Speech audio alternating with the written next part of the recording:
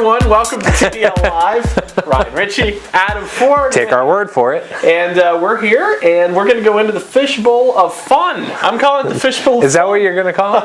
I'm going to call it something. So am I going to go? You go ahead. All right, I'm going to go ahead. Going right in there. Diving in. All right, let's see here. iPhone app developers gaming the system. What?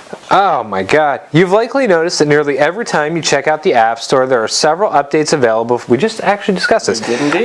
For applications you've downloaded. At first, that makes sense as the iPhone and iPod Touch are still a relatively new platform for developers, which puts them still early on in the learning curve. Basically, you're finding that the updated apps neither fix bugs nor add new features. So you're like, what the heck am I updating? So what's the purpose of the updates? Basically, developers have been gaming the system in order to get their apps show up as new applications. So you post your update, it shows up as new, boom, to the top of the list. More clicks, more downloads, more everything. Wonderful. Now, how many apps roughly do you have on your iPhone?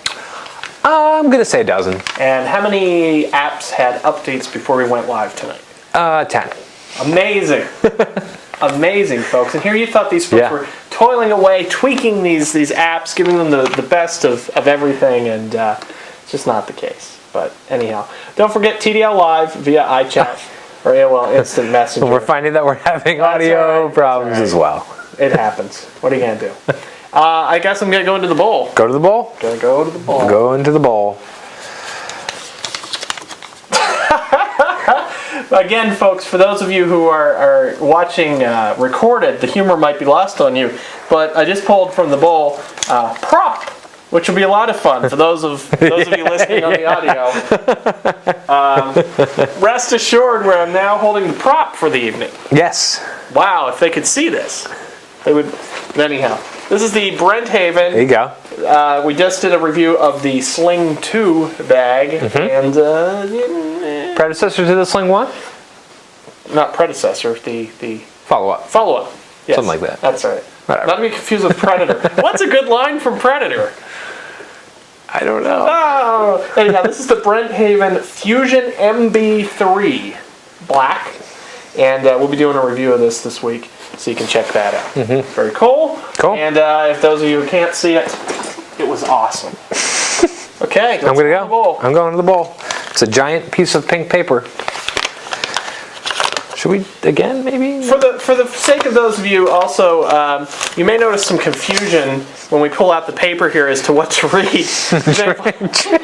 Drainage work. For example, this one's... With someone's name on it, this Shannon. one says, drainage. Shannon's having some drainage work done. Well, we're sorry for you, Shannon. Well, let's time out just a second. We did have a press release go out today about how we're now green here at the Digital Lifestyle. Right. And we're so committed to going green that we've actually started printing our news onto previously used paper. And thus, sometimes if we might read something that has nothing to do with Apple. I'm not sure. Oh, wait.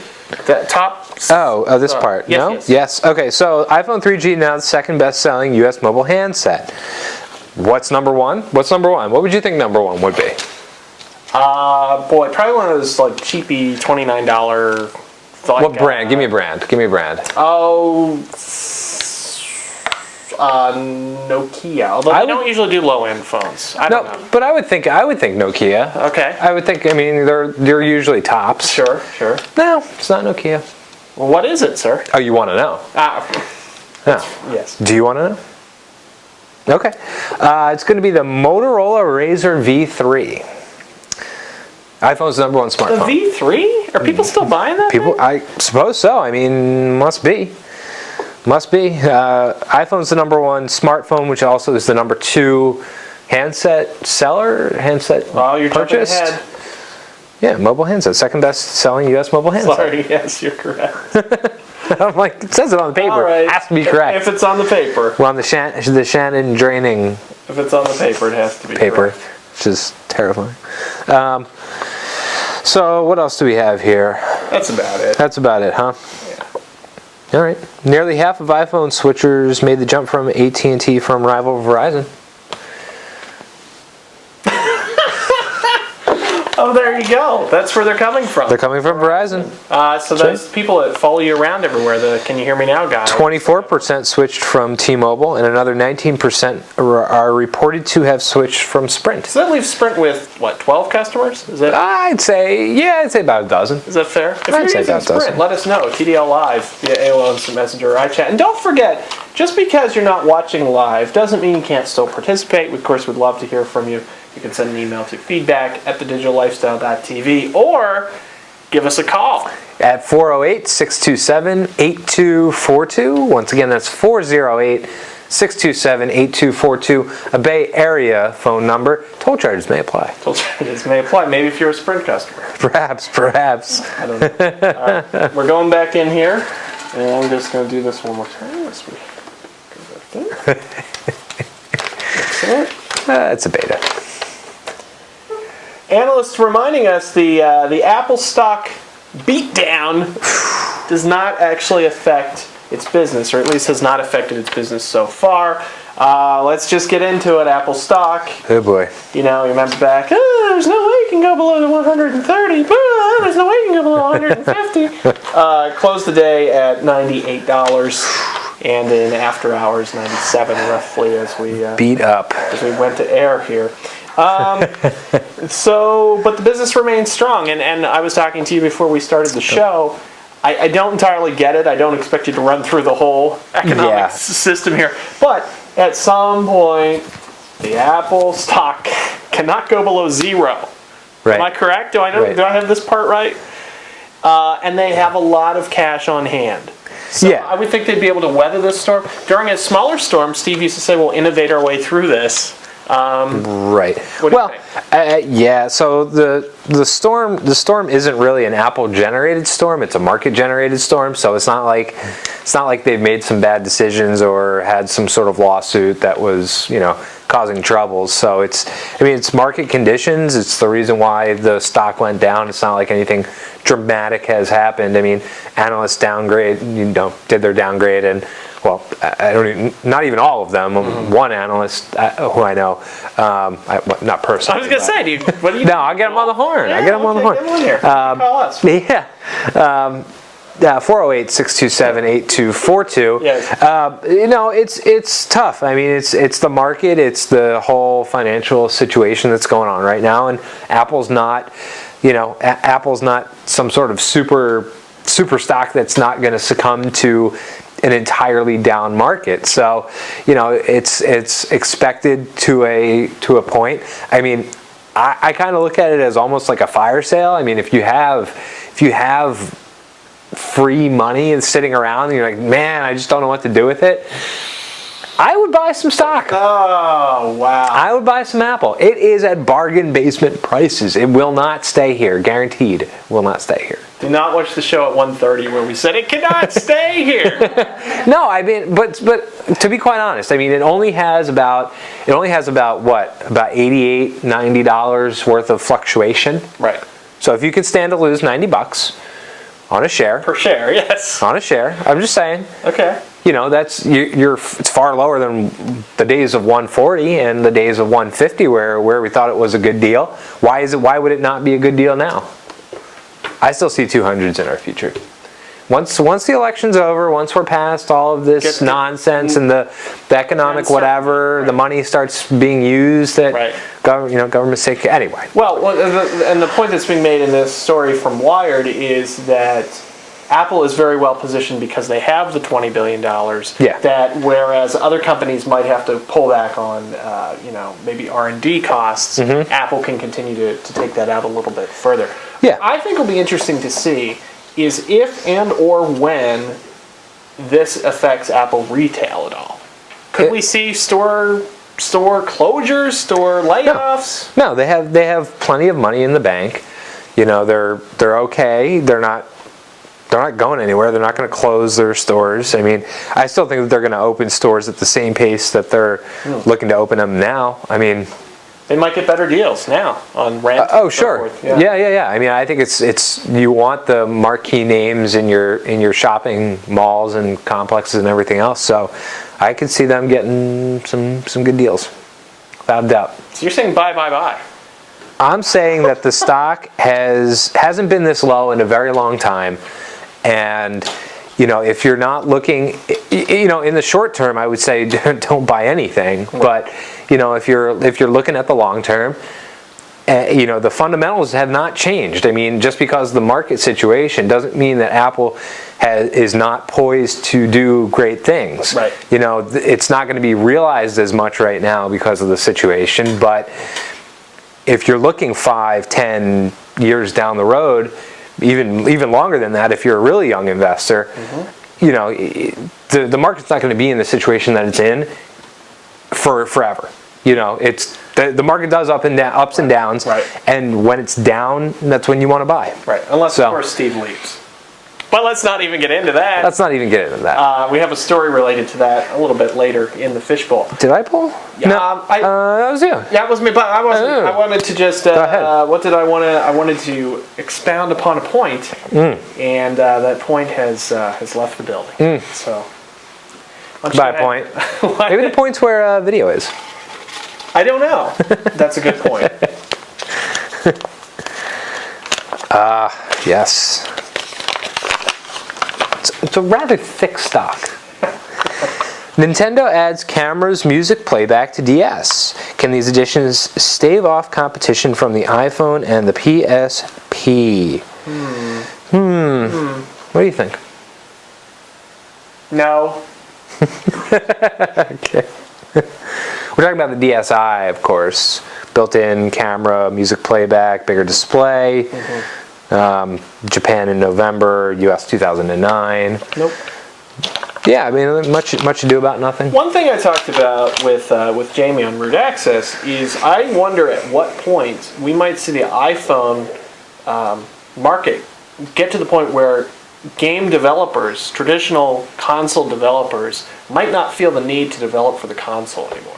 For example, people who are doing the Nintendo DS, if they're putting out a game on the DS that's maybe $20, but given the extra cost of developing it and the licensing and all that good stuff, if they could sell the same game on an iPhone directly for say $9.99, there might be a point there where there are so many iPhones out there that it's a better market. It's a better market than the handheld. I think the DSi is going to come way too late. Well, what does it cost? I mean, when you think about it, what does it cost for packaging, for getting your software onto this cartridge thing that goes into the device, Right. The little sticker that goes on the front, who you have to pay to design, you have, then how you have to ship it.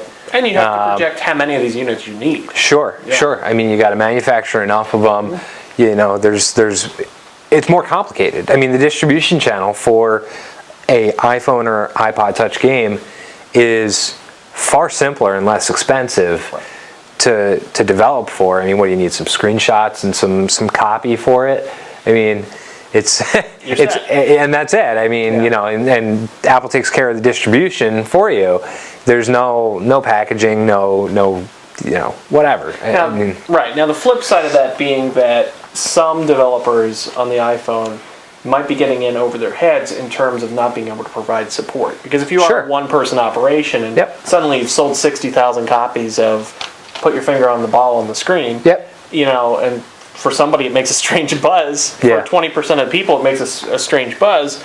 You got 12,000 people calling you up and saying, hey, well, not calling because nobody uses the phone, but emailing you and saying this doesn't work. So, but I think for people who are already entrenched and already have that structure in place, it makes a lot of sense to just go with the iPhone, especially as it grows, and the iPod Touch. Let's not forget that's the same market.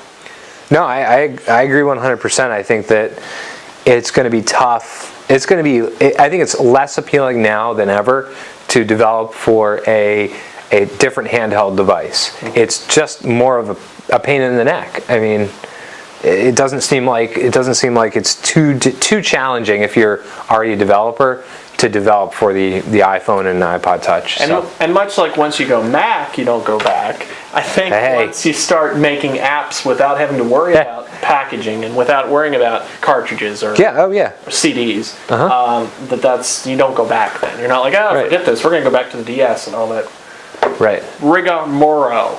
Right, and I think it also it also benefits the little guy who knows, he knows how to develop, but doesn't know how to get in with Best Buy to get his game on the shelf. Exactly. But knows how to make a really nice game. Right. So I think it's a really appealing channel, I think. Is that me?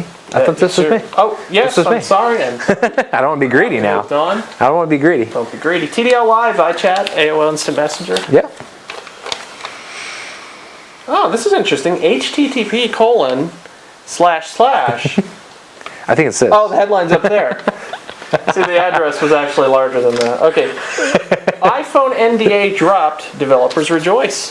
Now, the NDA isn't entirely dropped here, but for those who have developed programs that have them out already, they can talk about the existing software and the tools to do it, which is great.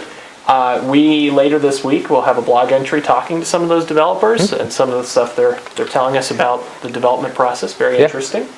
And we encourage developers who want to tell their story or how it's been. Yeah, send an email, feedback@thedigitallifestyle.tv. Some interesting morsels, especially from people who hadn't developed on the Mac before. And so maybe this is the next halo effect here for developers to buy a Mac to be able to write software for the iPhone, and potentially then turn those into Mac titles.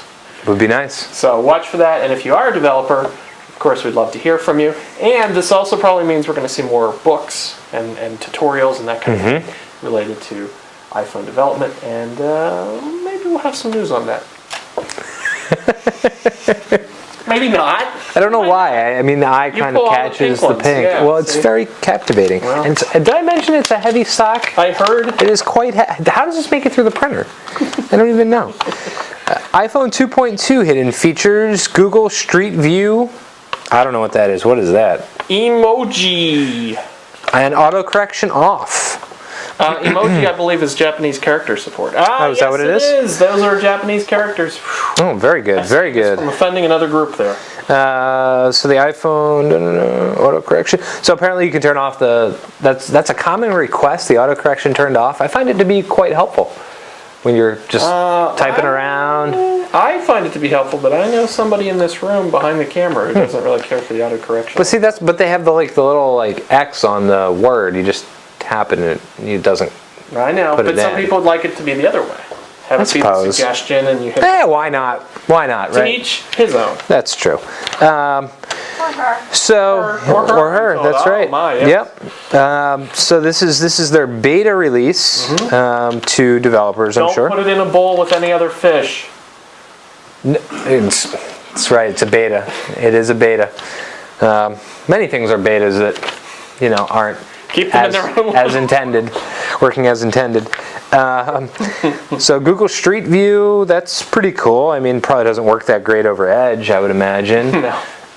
So all of you version 1ers out there, all you early adopters, don't be looking for that to work. The U2s, as I call them. Edge is in U2. Edge. Now off your radar. Yeah, whatever. All right, continue. So, I mean, that's pretty much it. You're going to get Street View. You're going to get these Japanese icons, whatever. Characters. And Street View. Did I mention that already? You did indeed mention the Street View. But did I mention our blog? I don't think you did. I don't think you did. If you head over to thedigitallifestyle.tv and stop by the blog, you're going to find things that can only be described as bloggy. You're going to see iPhone app reviews. You're going to have look at us. excitement from this guy. Yeah, I understand. You're going to take us behind the scenes for a little segment you call Inside the Apple. Right. The Apple Wheel. Inside the Loop. Inside the Loop. Inside the Loop. The Apple Wheel. The Apple Wheel. The donut wheel. Because as I know, the address is one Apple Wheel. Really. One infinite loop. Yes. And by the way, did you ever, for fun, just keep driving around since it was an infinite loop? No, because I don't have infinite gas supplies. So, nor do I have infinite time on my hands to do that. We should get a Tesla Roadster to do a product review here, the all-electric. Oh, that would be nice, yes. That would be nice. You could drive that around the loop. We could, if we had access to a Tesla Roadster. Nice. I'm told I'm having, oh my goodness, I'm told I've lost my mic ability. Did I ever have it? Matt Girl? I may not have been, no one could have heard me this whole show. They just heard your half. That must have seemed strange. Just half the show. How's that now? Are we good? Okay, I'm getting the I don't know. Well, we made it this far. I think you're up. We're fuzzy on the picture. But we're not even moving. I know, but we're fuzzy. It's not even a clear stop. No, I did some changes. Oh. That was me. Inside. Yeah, all right. So Apple hit the 10 millionth iPhone mark? Really? Wow. I don't know, Apple. Have you? And that apparently is the crux of the story, is whether or not Apple has really hit its 10 millionth iPhone. Some reports say yes, some reports say no. So that's the idea here. So reporting that we could have only have made about 9,190,680 iPhone units. Let's say 9.1. We could do that. I was just trying to be accurate with our numbers. You know, I mean that happens that was low. every month. I say we get the numbers right. About every month. 9.1 million. You know, it's fine. 9. We'll round. Which is not 10. That's not 10 million. 10 million. It's not even rounded to 10 million. And that's counting every phone manufactured. Right. So there's a guy there with a clicker as you come off the line. Right. So it's 10 million. I don't think. Not going to make it. Although, apparently, it depends on how you run the math. Because again, if you count the units when they're sold to AT&T, for example, versus when they're sold to the end user, maybe AT&T has already purchased another 500,000. Right. Yeah. In which case you've sold 10 million. Well, right, and 800,000. That's sort of the debate we were having back in the day. Was how are these things being counted? Is it counted once the PO is dropped, or is it counted once it's sold to the end user? There's only one way to count. One. So it's the count? You got it? I did. Wow. Hey, we've talked so much about the stock and everything. I want to remind everyone, coming up later this month, it's time once again. Oh, yes. Quarterly results. I'm expecting pretty good stuff. Well, you are alone, sir. I may be alone. I'll take it back. I may be alone. I'll take it back. Big numbers, negative effect on the stock. Well, I think it's not really going to have much impact in this market. I don't know that it's going to have negative effect. I think that they're going to do surprisingly well and astonish some financial folks out there, some of those analysts. I think, though, that they'll probably have some very conservative guidance going forward, going into they always do. Holiday quarter, though. Yeah, they always do. I think the economy finally will play a part in the guidance. You know how normally they say, hey, we're not economists. We're not the ones to tell you how the market's going to go. We're just telling you how many we expect to sell this widget. You think that's going to change? I think this time around they may say, due to economic conditions, we're forecasting down. We'll see. October 21st, I believe. Right around the corner. It seems like we just did it. It's time for another one. Quarterly update. Okay, we have time for one more story from the big news bowl. Let's do it. It's a heavy stock, is it not a heavy stock? It is a very heavy stock of paper. You are not kidding. Boy, this was some fun. Drainage work, as advertised earlier. Shannon is having her. She's having more drainage work. My goodness. And has that girl not had enough work done yet? That is terrible. All right. So I was excited to break this story to you, sir, because you completely missed this, and you're under my radar. Well, you were lucky because it was harrowing. Not earlier this week. Friday of last week. CNN has a standy thing I report. Web 2.0, let's let the citizens do everything. So, I report story comes in, oh, hey, they just took Steve Jobs to the hospital, massive heart attack.